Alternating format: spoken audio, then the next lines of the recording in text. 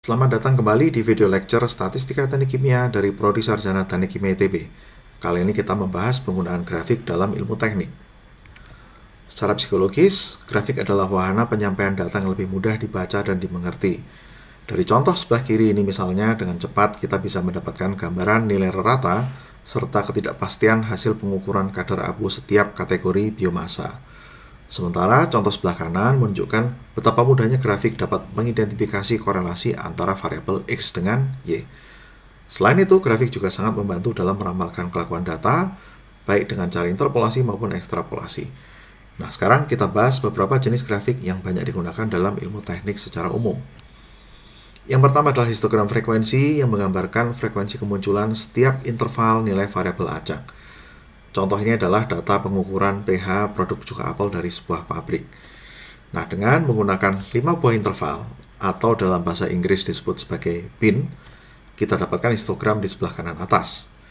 Kemudian, jika jumlah bin saya naikkan menjadi 10 misalnya, maka histogram berubah menjadi yang sebelah kanan bawah ini.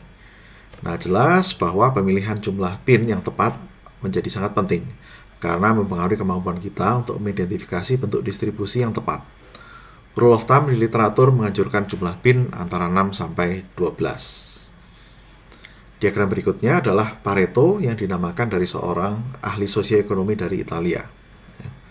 Sumbu mendatar berisi variabel kategorik, seperti di bawah ini, yaitu anggota dengan jenis yang berbeda-beda dari suatu kelompok. Misalnya, kategorinya adalah jenis cacat yang ada di dalam suatu produk. Sumbu tegak menyatakan frekuensi kemunculan setiap kategori. Ciri khas diagram Pareto adalah bahwa data diurutkan dari kategori dengan frekuensi tertinggi hingga frekuensi terendah.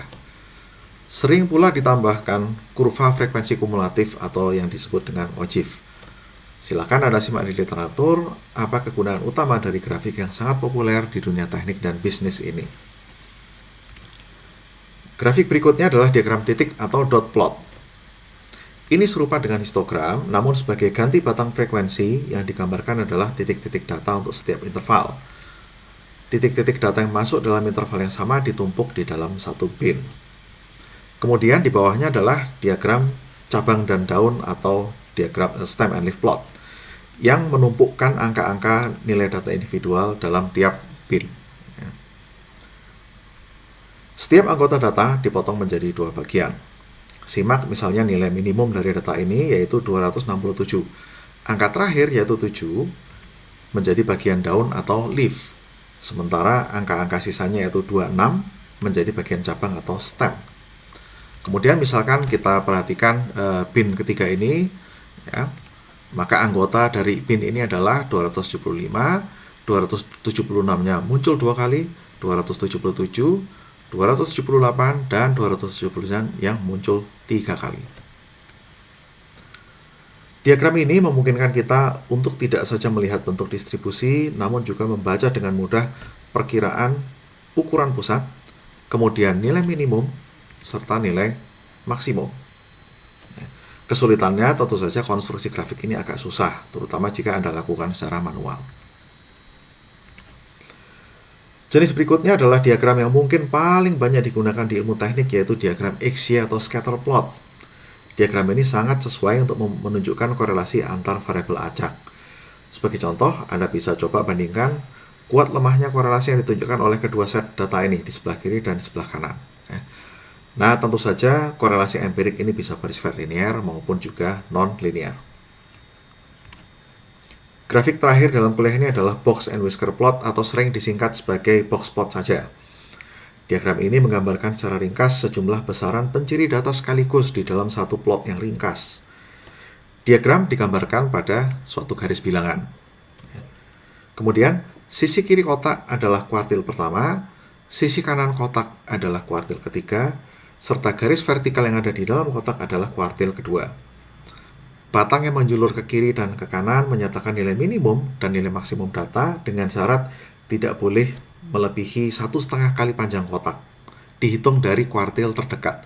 Jadi di sini panjang ini tidak boleh melebihi 1,5 kali panjang kotak dan ini pun juga tidak boleh.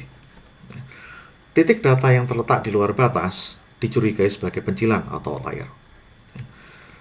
Seperti halnya dengan Pareto, box plot sangat populer di bidang teknik maupun bisnis. Silakan Anda telusuri di literatur apa saja kegunaan box plot tersebut.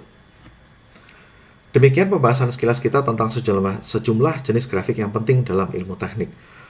Untuk menggambarkan keampuhan grafik dalam komunikasi teknik, saya tutup kuliah ini dengan infografik yang dibuat oleh Minard pada abad ke-19 yang menggambarkan jumlah bala tentara Napoleon selama invasi Rusia pada tahun 1812.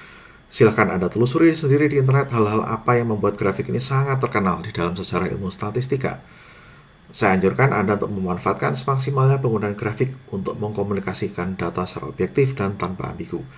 Semoga bermanfaat dan sampai jumpa di video berikutnya.